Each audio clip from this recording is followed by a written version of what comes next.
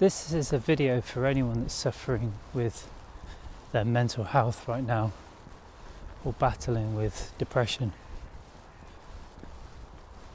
The ones that understand just how debilitating it can be, how isolating and how lonely it can be, and how so often when we're stuck in it, it feels like we're trapped in a black hole.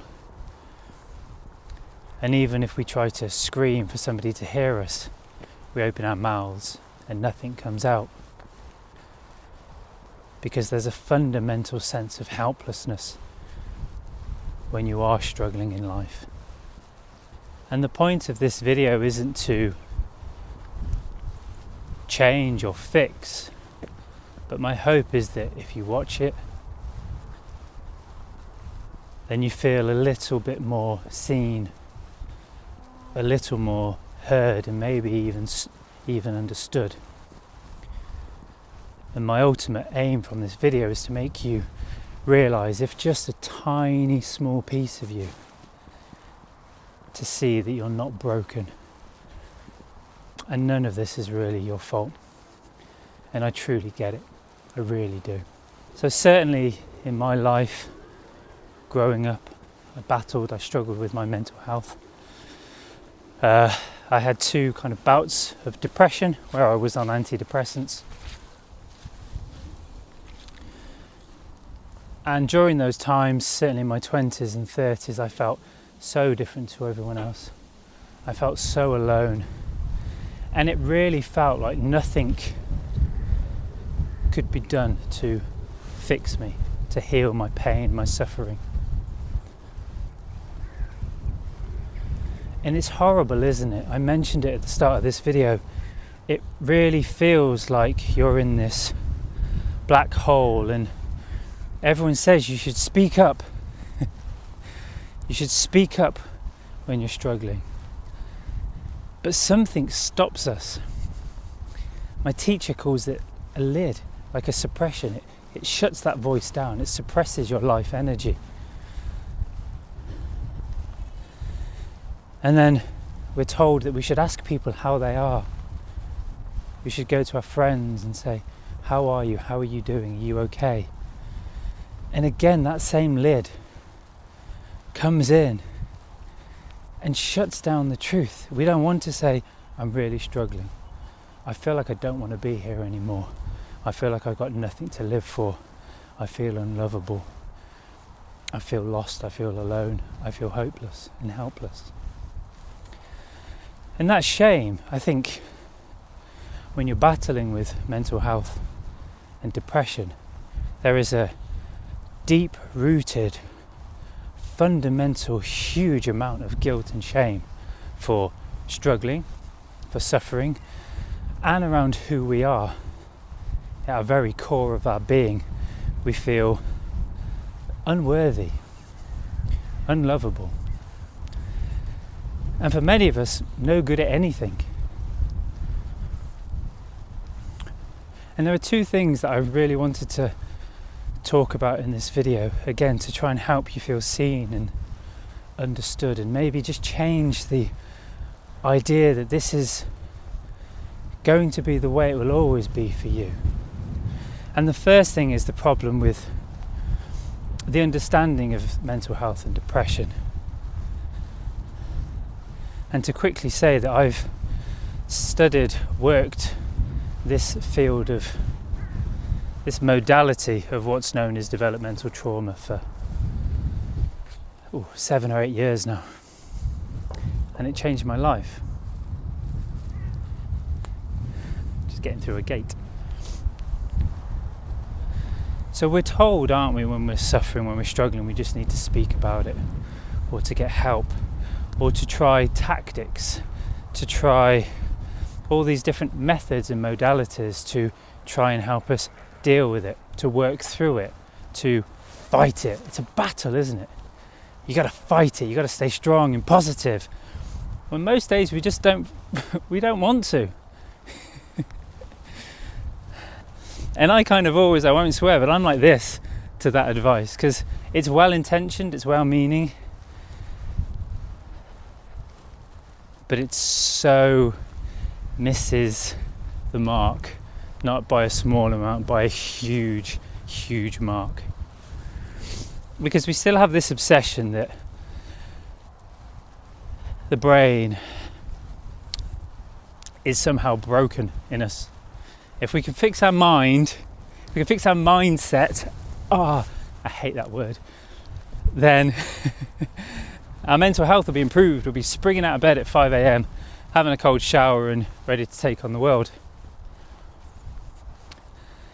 But what I've understood is that misses the rest of our body, our nervous systems. We're in a state of survival. We're in fight, flight, freeze, or fawn as a lot of people call it nowadays. Instead of looking at techniques, tactics to avoid what we're going through, the suffering, the helplessness, the lost feeling, the stuck in a black hole, instead of avoiding that, what we should be asking ourselves is, what the hell happened to me to make me this way?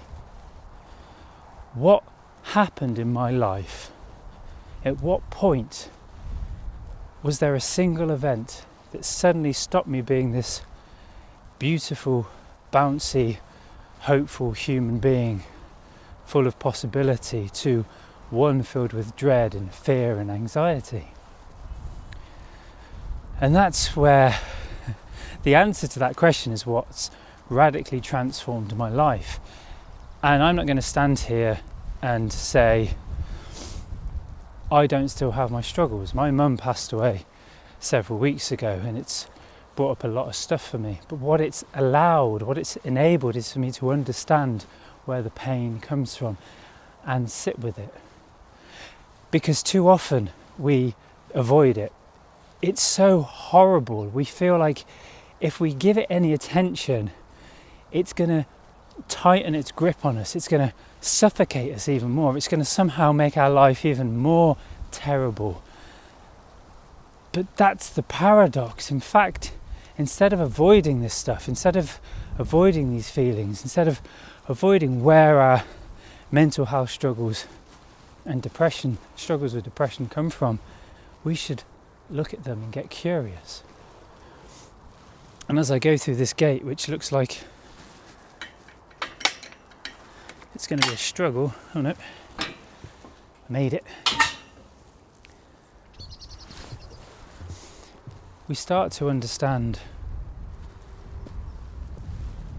what really happened, what really went wrong. And what happened, what went wrong, is that in our very early years, in our very development, when we were babies, when we were small children, we were not seen. We weren't heard. We weren't validated. We weren't attuned to. All our needs weren't met. There were environmental failings in our upbringing. And just check when I say that perhaps you weren't seen, you weren't heard, you weren't loved in the way that you needed, that you deserved. Just check and have a sense if that feels true for you. And it can be very difficult because instantly we want to leap to the defense of our parents and primary caregivers and say, well, they did what they had to. They did what they could. It was difficult for them. And of course that might be true, and it probably is. But isn't that dismissive of our needs and what we needed? And is it okay to hold both of those things as true? On one hand, you didn't get what you needed, and on the other hand, your parents did their best, but it wasn't okay for you. And what happens when those needs aren't met, when we don't get the love, when we don't get the attunement, the connection, when our parents aren't available, then we often cut off from our needs. We split to protect the attachment to them. And we develop this underlying core belief that there's something wrong with us, that we're somehow broken, and we carry that into adult life. It's a beautifully powerful adaptation that serves us really well as babies. and as young children, but it's not so good as an adult. When we start to work through this and see the truth, we start to realize that actually there is nothing wrong with me. I'm not different to everyone else. I'm not broken. This is just early life stuff. These are emotions, these are feelings, sensations, traumas that got stuck, trapped in our nervous system and had nowhere to go. We couldn't do anything with them at that age. But now as adults, we're able to. We have the capacity to look and understand that we're no longer the small, helpless child. We're no longer stuck. We no longer have to sit there and feel that our needs aren't being met. We can acknowledge that. We can start to validate ourselves. And this isn't easy because, again, we're stuck in survival. We're stuck in the past. We're still stuck in that trauma cycle. But as soon as we realize that we are not broken, you are not broken. You are beautiful. You just went through environmental failings in your childhood. Then for me, that strips away everything around what we understand through mental health and depression. Gabor Mate put it beautifully about depression, that to depress is to push down. And ultimately that's what we're doing. Through shame, through fear of showing up in the world beautifully as we are, as the human, as the gorgeous soul that we are, we push that down because we feel like it won't be met. It won't be allowed, as it wasn't in childhood. So we push that down. And our natural life energy is huge. It's insanely powerful.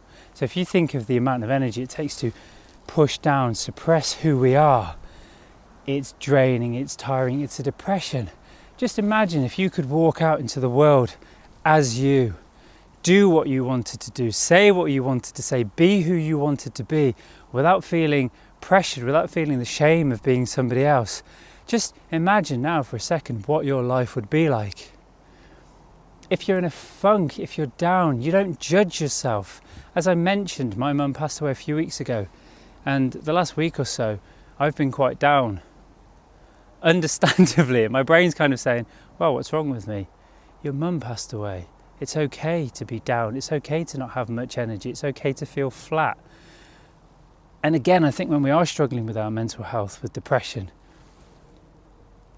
we feel pressured to be something else. We're not allowed, and that's internally and externally, to just sit and be with what's going on for us. But as soon as we look at this stuff, then it's really, really freeing. It's really powerful. And it doesn't happen overnight. The other myth is that there's a quick fix to any of this stuff, but there really isn't. It's taken me years to get to a place where I am proud and love the person that I have become, and doing this work and helping others along the way.